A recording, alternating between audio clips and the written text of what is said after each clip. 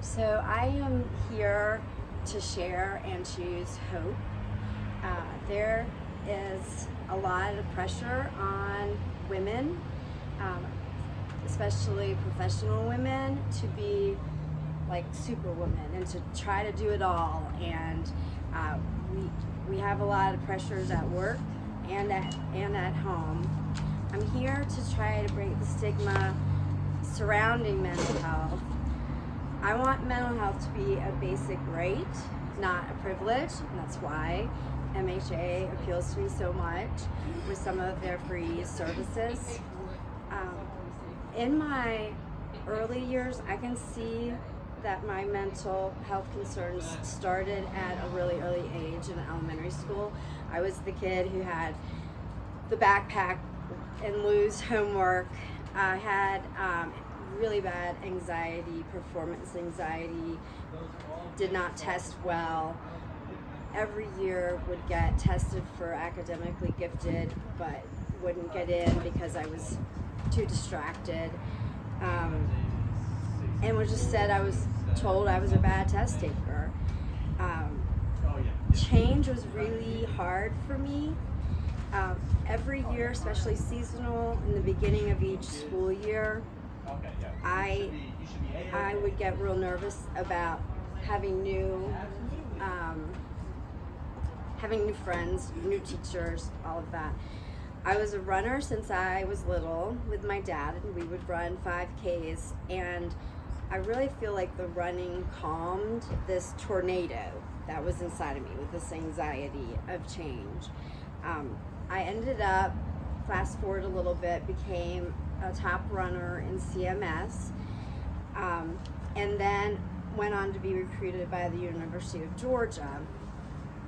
But unfortunately, or sometimes fortunately, I had a crisis right before I went into college, and I had to be hospitalized in a psychiatric hospital for around 5 weeks, and was diagnosed.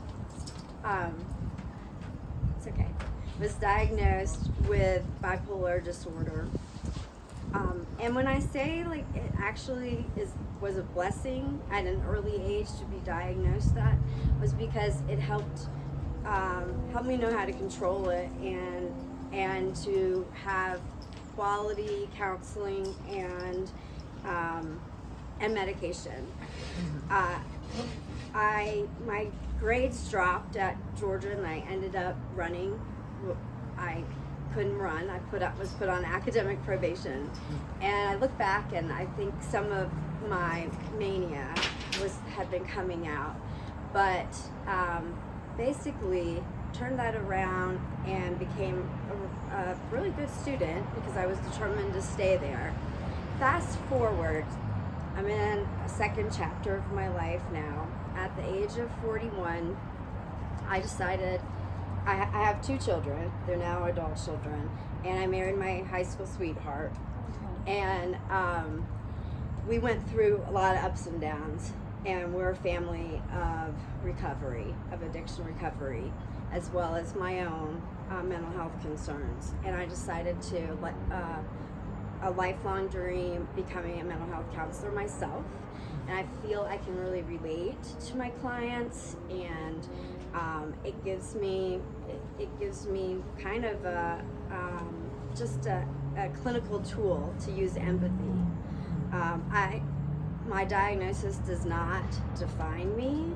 I know that people can have mental health concerns and really still thrive, and professionally and personally, and I'm here to share that hope. And I use radical self-care with still I go to counseling myself. I exercise. I use alternative therapies such as sound therapy, meditation, and even red light. And I go to the 12-step program, which gives me a really good foundation of support in the community. So I'm glad to be here and to share my my story, and I always think, oh, I brought this wand because I bought this wand because my mom used to always tell me I remember when I was suffering and not wanting to go to school the next day in bed, she would say, honey, if I could take it away, I would. If I had a magic wand, I would wave a magic wand and take it all away. And I remember saying that also to my children who had some of their own mental health concerns. And I wish we could do that, but we can't. But like organizations like MHA and being a counselor, we can try our best. Thank you.